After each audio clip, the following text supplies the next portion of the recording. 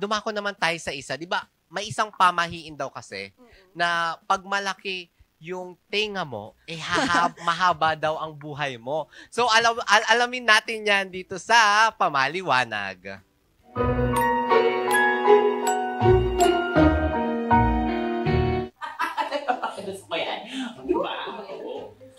Wala pala kayo sa lola ko. 65 years old na siya, pero nagtatrabaho pa siya sa restaurant. Na, 65 years old. Walang-wala yan sa lola ko. Alam mo yung lola ko? 70 years old na, nagsusumba pa rin. Ano? Isa na 65. Yung 70. Yung lola ko, 100 years old. Ganun katanda, bakit kanyo? Sa bahaba naman kasi ng tenga niya, nakuhan ka pa niya mag 100 years old. Ha? Ganun ba yun?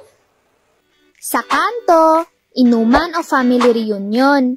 Isa to sa mga classic birong may halong paniniwala. Pero teka, totoo ba talaga to? O chismis lang na minanapan natin kay lolo at lola?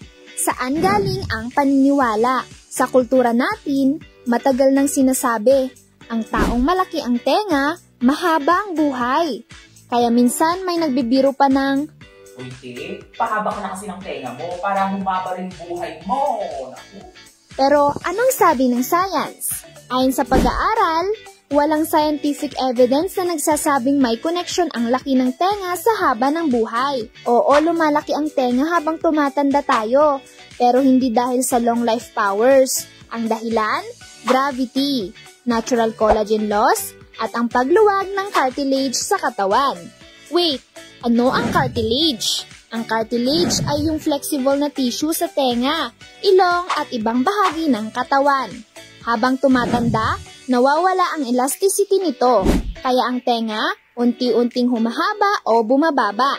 Around 0.2 to 0.5 mm per year ayon sa ilang studies. Kumbaga, lumalaki ang tenga kasi tumatanda ka na, hindi dahil sa mahaba ang buhay, kundi dahil matagal ka nang nabubuhay. So bakit buhay pa rin ang paniniwala?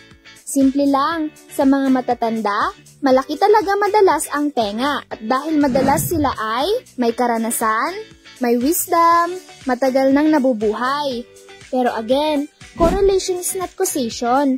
Malaking tenga is equals to mahabang buhay? Oo, lumalaki ito sa edad. Normal lang yan sa aging. Okay lang maniwala sa pamahiin.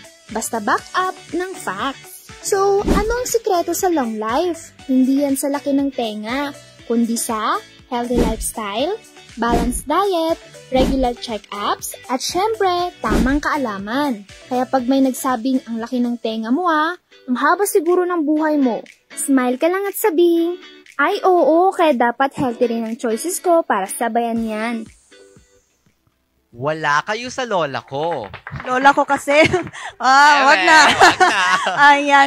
Kaya, ano pala, pero yung sa'yo, medyo pag minimeasure natin, medyo, parang aabot ka pa ng 115. Huwag naman, 100 na lang, para 101, para makareceive ako ng 100,000. Oo, tama. Pero dapat, healthy living ka din. Kasi, pagpamahiin kasi, yun nga sabi nila, pagpamahiin, kailangan pa rin backupan ng facts. So, kung walang scientific explanation siguro, then, pamahiin siya. Di ba? Kaya nga pamahiin, di ba? Kaya pamahiin kasi walang scientific explanation. Charot lang yun. Ayan, pero it's naman, good din naman na maniwala din tayo sa mga ganito. Kasi may chances na malay mo nga naman, umabot ka ng 115 years. Oo, sumabog na at nagunaw na ang lahat-lahat, pati ang mundo. Ikaw na lang ang natitira. Oo. Ang alam ko kasi, pag malaki daw ang tenga, malakas ka lang makasagap ng mga chismis. Ay, pero sa gantong size ng tenga ko, malakas pa din naman. Malakas. So, pamahiin talaga. Pamahiin talaga siya. Depende talaga yan.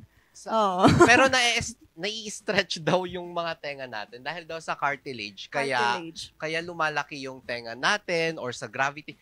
Ngayon ko lang nalaman actually na isa sa mga cause ng paglaki ng tenga is gravity. Bakit? Ewan ko din. Sabi dun sa ABP, gravity. Akala ko kasi ang gravity pag nasa outer. Ano, ma'am? Hindi,